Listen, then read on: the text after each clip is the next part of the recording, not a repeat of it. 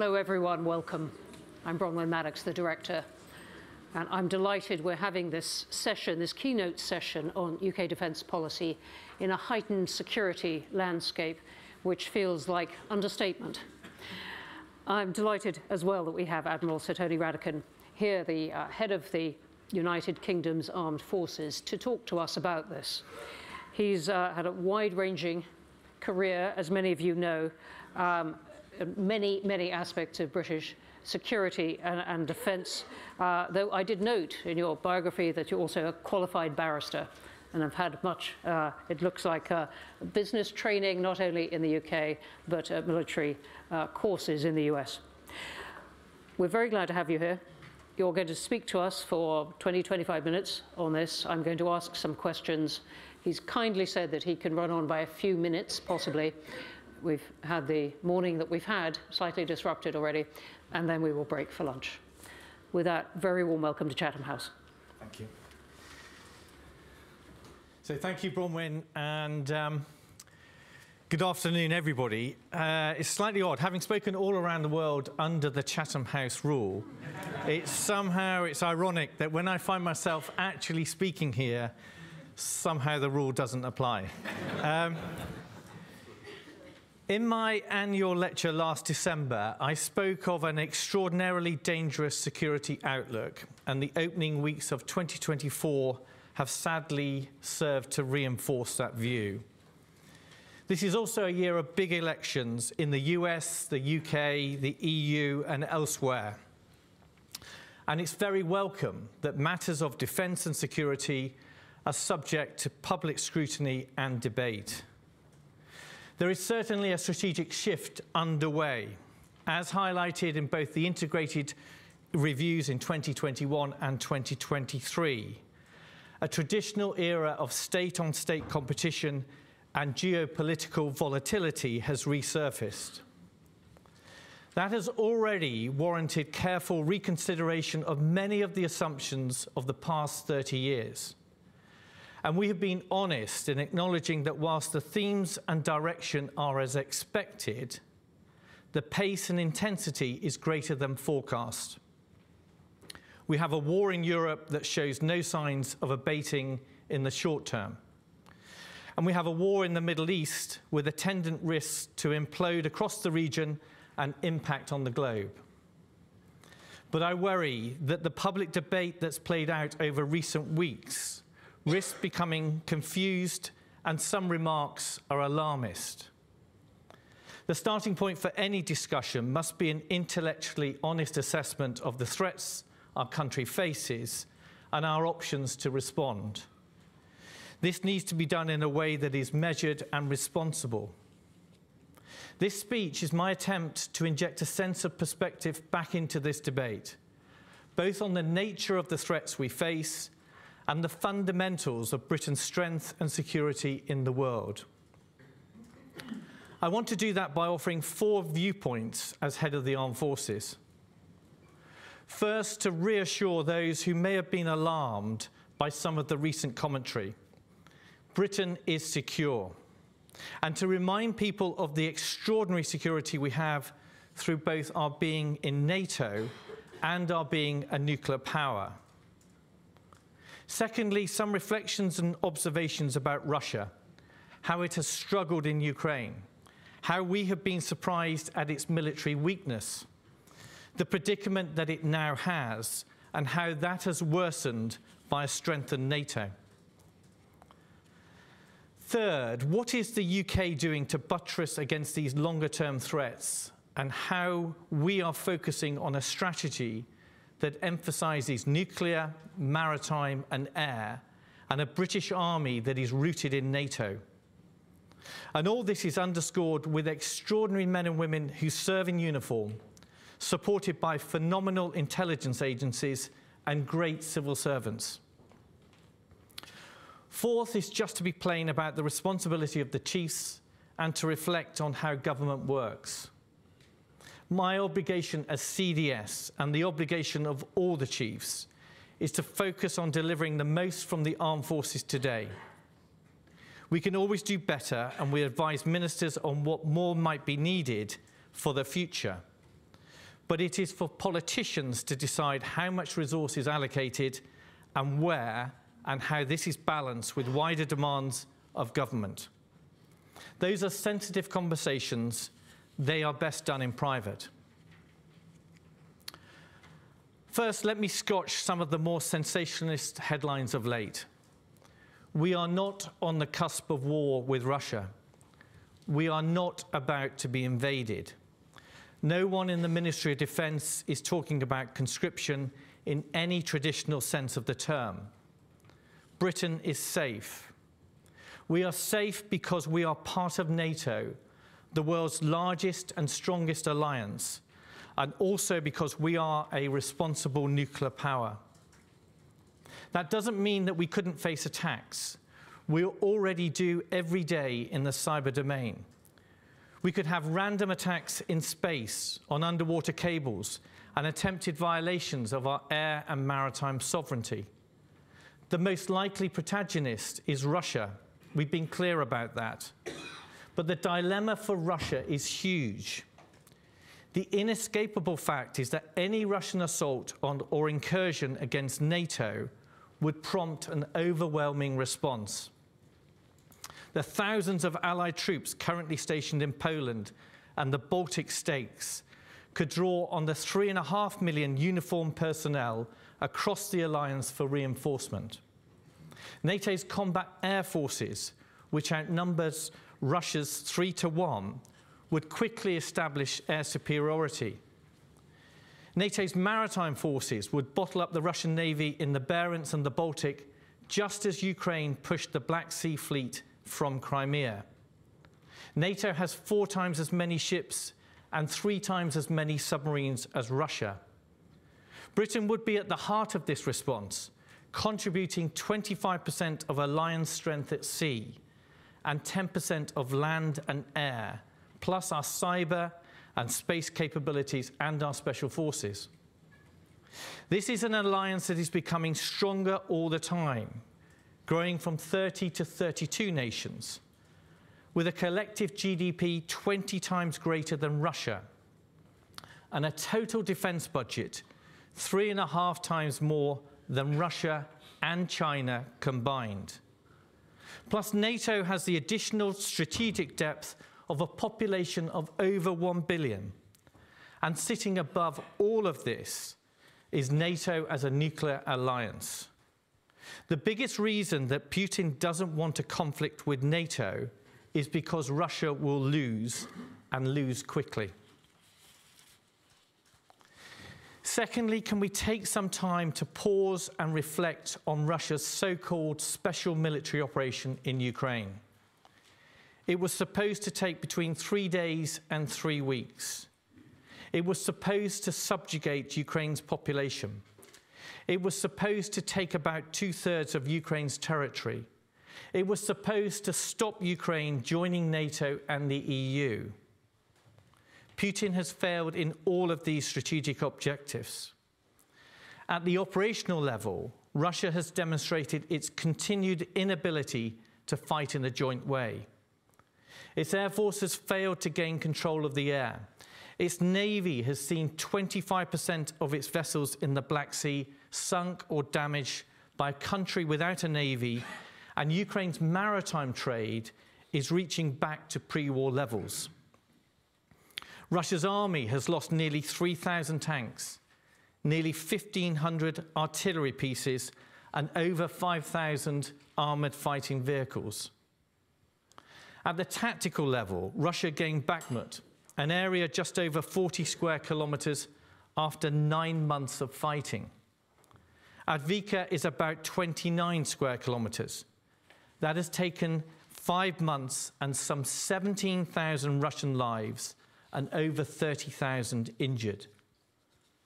To pose a realistic threat to NATO's eastern flank within the next 2 to 5 years, Russia will need to reconstitute her tanks and armoured vehicles, rebuild her stocks of long-range missiles and artillery munitions, and extract itself from a protracted and difficult war in Ukraine. I'm not saying that Russia is not dangerous. It has demonstrated that with the aggression it employs both internationally and domestically. But at the same time, it is also significantly less capable than we anticipated following its disastrous illegal invasion into Ukraine. And it faces an even stronger straitjacket with the introduction of Finland and Sweden into NATO. Both theses are true and can exist at the same time. A Russia that is more dangerous and less capable than we thought. But it is the more dangerous Russia that we and NATO are responding to. Consequently, my third point is that recent talk of a Britain that is of a British armed forces recent talk of a Britain that is undefended and an armed forces chronically imperiled is way off the mark. Look at all we have contributed over the past 2.5 years. Strengthening our commitment to NATO, bolstering the Baltic states, a presence in the Arctic Circle, the campaign against Daesh in Iraq and Syria, leading and galvanizing the response in Ukraine, the evacuation from Sudan, reassuring Guyana, protecting trade in the Red Sea, combating the Houthi threat. Time and again, the British Armed Forces have stepped up to do our bit, and that's without even considering our domestic roles. The Middle East is a case in point. We are the second largest coalition partner in Iraq. We have a base in Bahrain, where we provide mine hunters, a support ship and a frigate, second again to America. We are in the Combined Air Operations Centre in Qatar, overseeing air operations across the whole region, again second only to America. Then we add in an extra frigate and destroyer in the region. Our operations in the Red Sea are getting seriously up threat to protect our merchant ships. Staying in the region, we have access to an enormous land training area in Oman, twice the size of our one in Canada, where we're training alongside our Omani friends and many others in the region, usually with a battalion at a time. Plus, we have access to a port in Duqm that can take all our ships. Venture further, we have more bases in Diego Garcia and Cyprus. In Cyprus, we have extraordinary facilities, as well as further 2 battalions and our fast jets and support aircraft. And at sea, we have Royal Fleet auxiliary ships ready to provide humanitarian aid. This is an extraordinary laydown that no other nation other than America can match. And our people are doing what they are trained to do, with equipment like the Type 45 destroyer that was designed for precisely this purpose, defending Britain's interests, keeping the trade flowing and lights on. Our Typhoon force is in action once again. This follows 10 years of operations against Daesh in Iraq and Syria, which has seen more than 10,000 sorties, 4,000 precision weapon releases, and 1,400 enemy combatants killed or wounded. All of this is backed by a defence equipment and support organisation that is overseeing 2,600 contracts and over 550 programmes. Those deliver 98% of key user requirements, and it achieves 90% of strategic milestones and, contrary to perception, delivers well to budget. Yes, we have issues and problems that we need to get after. We need deeper stockpiles of ammunition. We currently spend over £1 billion a year on munitions procurement and repair, and plans are in train to increase this substantially. There are always challenges in running a large organisation that conducts worldwide operations and is as sophisticated as our modern military. Things will go wrong, and they will also go right. We are always looking to do better. These kinds of challenges apply to militaries everywhere, but we have the finest people and some of the best equipment. When we were unable to sail one aircraft carrier, our people worked around the clock to deploy the second in a matter of days. That's the real story, and it was a phenomenal achievement. We know we need to look after our people better. That is why we gained a nearly 10% pay rise for our most junior people last year. That is why we are modernising our accommodation offer to provide more choice, again, particularly to our more junior people. The same applies with recruitment and diversity. We did well during COVID, and people clung to the security we offered at a stressful time. Some of those are now leaving and at higher numbers than normal, but that has already stabilised, and applications for the Army and the Navy are up 8-fold and 6-fold. We need to appeal to young people from every background, or either gender, or whatever their sexual orientation, because we need to attract the best people. That's like any large organisation. I know of no big employer that seeks to not be attractive to all these people and then choose the best. That's all we're trying to do, as well as applying a simple code that every individual should be able to bring the best of themselves to work in their ambition to serve their country. And if we step back, what we see is an armed forces that is undergoing an extraordinary transformation throughout this decade. This follows the toughness of the previous decade, where we were understandably focused on Iraq and Afghanistan, and we slowed investment in nuclear and took temporary capability cuts in carriers and maritime patrol aircraft. We are now adjusting to an army that will be at the heart of NATO as one of SACEUR's 2 strategic reserves, and is the beneficiary of 41 billion of new investment. More than the 38 billion in capital we will spend on the new non-nuclear parts of the Navy, or the 36 billion we will spend on air. We have a Royal Air Force transforming from a 4th generation to 5th generation aircraft, with a 6th generation fighter now in development.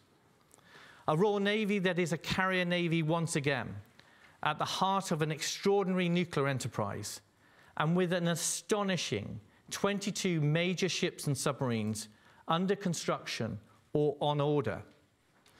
And we have a strategic command leading and supporting defence as we move from 3 domains to 5, and from forces that are joint to ones that are properly integrated.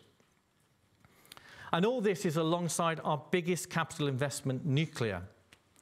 The continuing relevance of nuclear is one of the biggest lessons of Russia's war against Ukraine. I've spoken previously about the decaying global architecture of nuclear security, the lapsing and disintegrating arms control treaties, and the total absence of equivalent structures in the Indo-Pacific. For established and responsible nuclear powers like the United Kingdom, this is driving us to modernise our nuclear enterprise as a priority. New warheads, new deterrent submarines, new infrastructure, and thousands of new jobs. You will have seen the recent coverage of the Trident missile test firing. Unfortunately, I can't go into the details, but I can assure you this was an anomaly of the testing regime. HMS Vanguard passed her examination to a very high standard, and our confidence in the missile system is born from the nearly 200 tests as part of a shared pool of UK and US missiles. Looking further afield, there are also non-military threats to our domestic stability and to international cohesion, particularly as Russia seeks to compete for influence with middle ground countries. In response, we must recognise our defence constitutes more than just military capability. Earlier this month, I was in Georgetown, Guyana, for a meeting of the Caribbean Chiefs of Defence. The President of Guyana was trained at Sandhurst. The Chief of Defence attended the UK's Advanced Command and Staff course. The Jamaican chief, the only female armed forces head in the world, was trained at Dartmouth. Our country is fortunate to draw on these kind of relationships across the world. relationships that allow us to leverage our network of partners and allies in defence of the rules-based system. And they afford us the strategic patience required to execute and maintain a long-term approach to our security, exemplified by AUKUS and GCAP, which binds Britain and its allies in a partnership for decades to come. None of this means that we do not review and debate our approach. There are lessons we must learn from Ukraine and the Red Sea in terms of future investment choices. Integrated air and missile defence for the UK, long-range missiles for the Army, land attack for our surface fleet, strengthening nuclear deterrence, hundreds of thousands more drones across all three services. I've spoken about all these things before. And there are also big conversations that need to happen on the size and the shape of the armed forces, on readiness and resilience, on faster and better procurement, on our ability to appeal to young people. This leads me to my fourth and final point. I can assure you these conversations are going on privately within government all the time. These discussions happen in private because they need to be grounded in a candid and sensitive examination of the threats we face, and because they are ultimately political decisions. And they sit above our day-to-day focus as chiefs. Our most immediate responsibility is to ensure the armed forces deliver the maximum return for the 50 billion we currently have each year. So before we start talking about a bigger army, can we first concentrate on meeting our current recruitment targets? Before we talk about more ships for the Navy or aircraft for the Royal Air Force, can we ensure we're getting the most from the ones we have? And most importantly, can we check that we are still looking after our people properly? Do we still offer good pay, excellent benefits, and decent food and accommodation? The vast majority of our people, including service women, recommend the armed forces as a career to friends and family. And that must remain one of the litmus tests of whether we're getting this right. In all this, our aim should not be to recreate the armed forces of the Cold War. We should be looking to the future. Modern, lethal, agile armed forces that harness and drive our nation's strengths and support the country in every way possible. These are dangerous and uncertain times, but Britain has what it needs to succeed. A G7 economy, an extensive science and technological base, our island geography, our membership of the world's strongest military alliance, our status as a nuclear power and our seat on the UN Security Council, and most of all, the commitment of our servicemen and women and our civil servants. Our task is to meld and align these strengths in a way that is faster and bolder than our competitors. That is how we will continue to stay safe, and that is how we will win in the future. Thank you.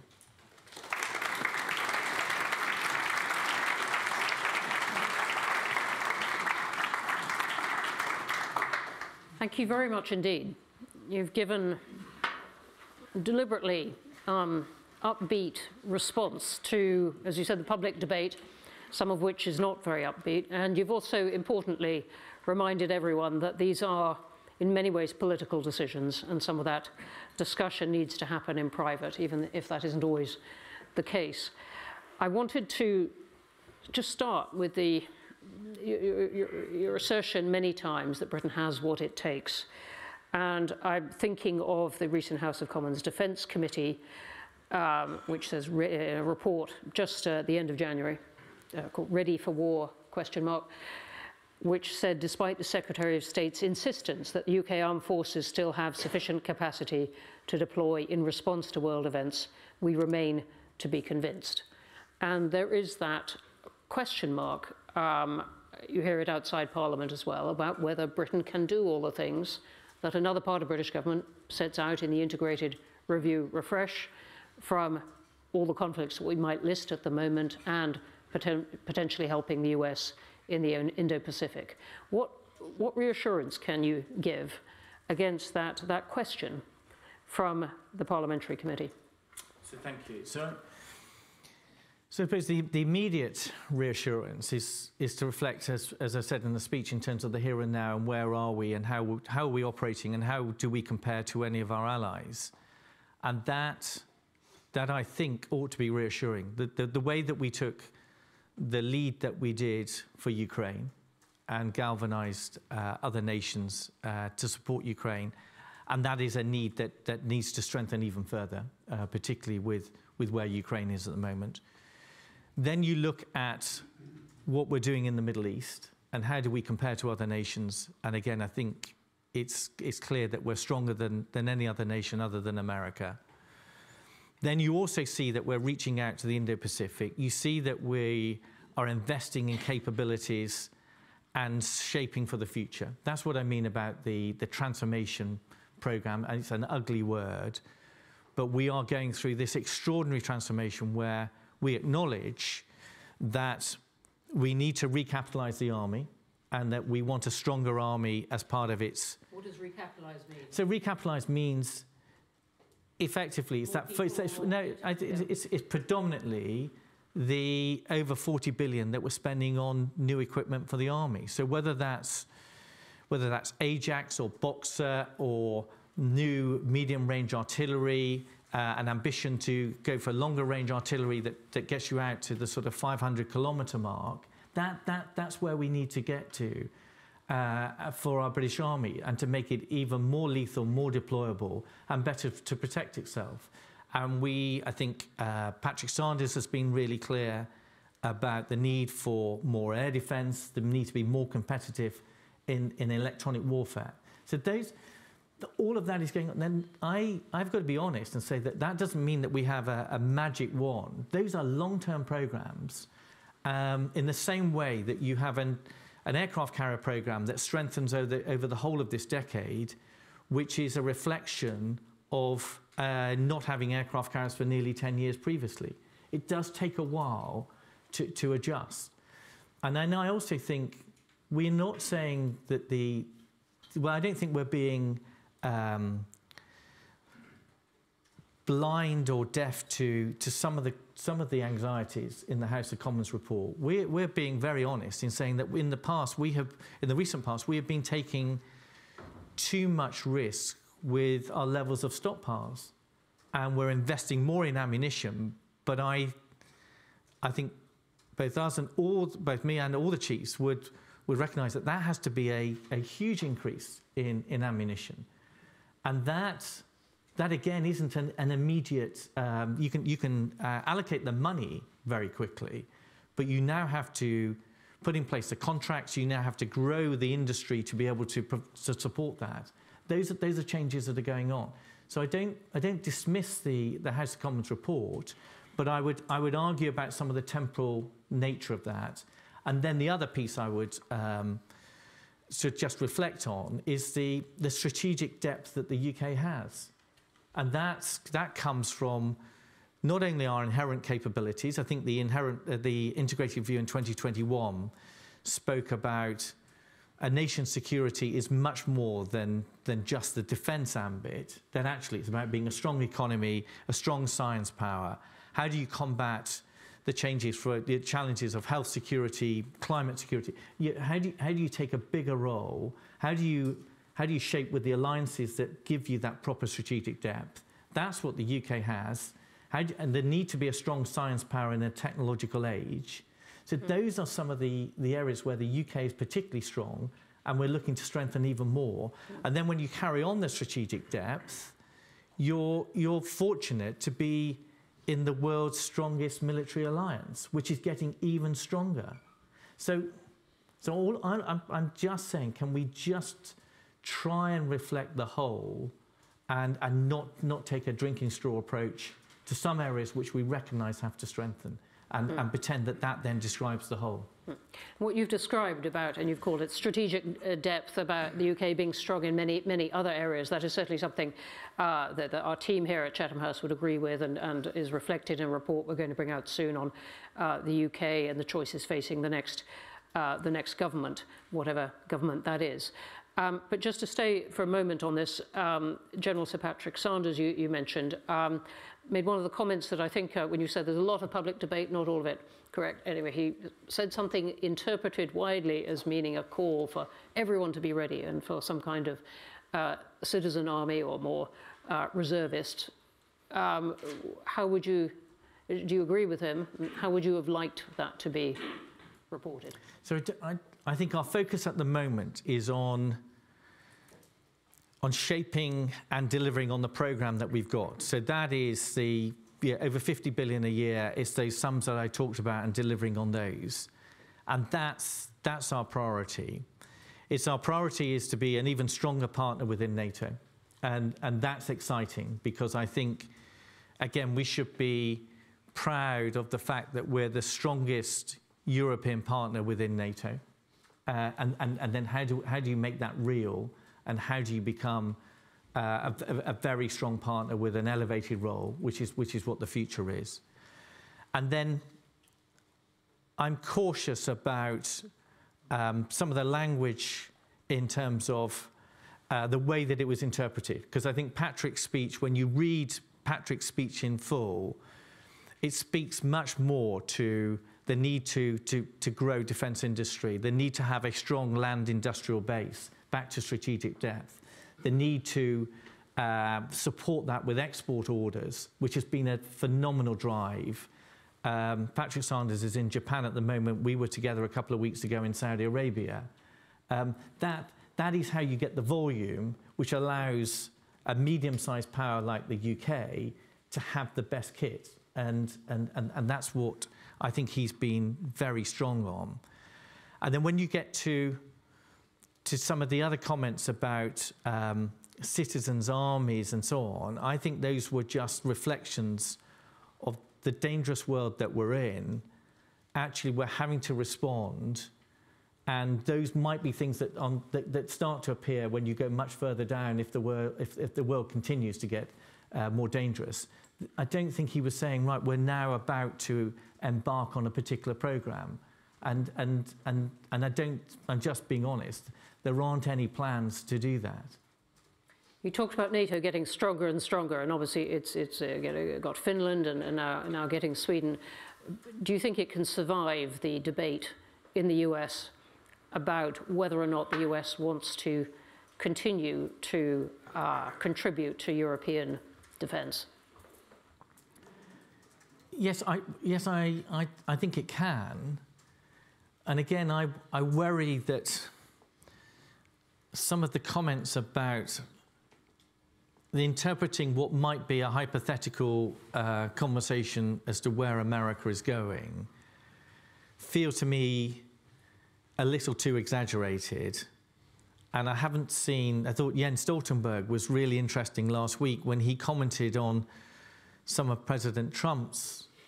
He's not yet president. No, but yeah, no, I know he's called former President Trump. But I know that no, Americans are still called President Trump. Yes, they do. So yes, former President, former President Trump.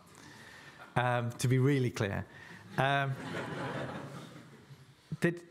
none of that language was criticising NATO. It was affirming NATO in the sense of this is an extraordinary partnership, and it was about being a strong member of that partnership. So I thought that was an interesting distinction that Jens Stoltenberg made. But the piece for me, when you come back into the European space, is something that I think is overlooked. Europe responded magnificently to the challenge about 15 months ago when we were concerned about Russia using energy as an economic piece of warfare. And Europe subsidised its populations to the tune of 500 billion euros so that people could keep their heating up, and that it's allowed the base for Europe to start shifting from its dependence on Russian energy to look elsewhere. Now that's an incredible capability that you can only do when you're the richest quartile on the planet, and for people not to recognise how much our collective governments in Europe have done to address that particular concern from Russia. So the capacity that Europe has and the choices that it has comes from its economic base, and you're seeing Europe respond by the way that Europe's looking to be a stronger partnership within NATO, and I don't see that trajectory is going to change. It's going to continue to get stronger, and we've got those choices. We could have this debate for much, much longer, and probably will at Chatham House, but I'm thinking of the comments by some American Republican senators of, look, Germany has flourished because it's been able to rely on borrowed defence. That is US defence. We could come back to that. You've rightly, I think, cast a lot of this as strategic. You've encouraged us to look at the long term. But if I asked you about the shorter term in Ukraine and what we might expect out of the next couple of months, what would you say? So the shorter term position for Ukraine is undoubtedly a tough one, where it has shown real success in terms of the Black Sea and being able to combat Russia's desire to stranglehold the Ukraine economy, and you've seen that with both the actions in Crimea and the Black Sea, and you've seen the success of a Ukraine that, as I mentioned, is coming back to pre-war levels of maritime trade and export, and then a much tougher situation on land, where Ukraine is struggling in terms of its ammunition and its stockpiles, an imperative for the rest of the world to respond to that. And at the tactical level, you're seeing some Russian success gaining relatively small amounts of territory. I think that's a predicament that's likely to last at least for the next few months. And then we will have to see the Ukraine response with a new military leadership there, conversations that are going on, particularly in Europe and America, about how we can strengthen our support to Ukraine, and a continuing realization that this is, you know, when you step up a level, this has been a disastrous war for Russia. 350,000 people killed and wounded. Those numbers that I talk about in terms of the loss of tanks and armoured fighting vehicles and the cost of this war to Russia, when you then take it back to Russia and the economic space, it's a sign of Russia's weakness that it's shifting its economy so that it's spending nearly 40% of all its public expenditure on defence and security. And a weakness that when a country is spending more on defence and security than it's spending on health and education. Now, it may take some time for some of those weaknesses to come to the fore, but we should have the confidence in Ukraine, the confidence in our strength to support Ukraine even further and to face down the Russian threat. And I think we need to do more at the tactical level, but some of that starts with the conversations that are going on at the moment at the strategic and operational level. Thank you for that. And with that, we are going to have to stop. We've gone a deliberate 10 minutes over, but can't go any more over. Can you join me in thanking Admiral Sir Tony Radakin and come upstairs to lunch?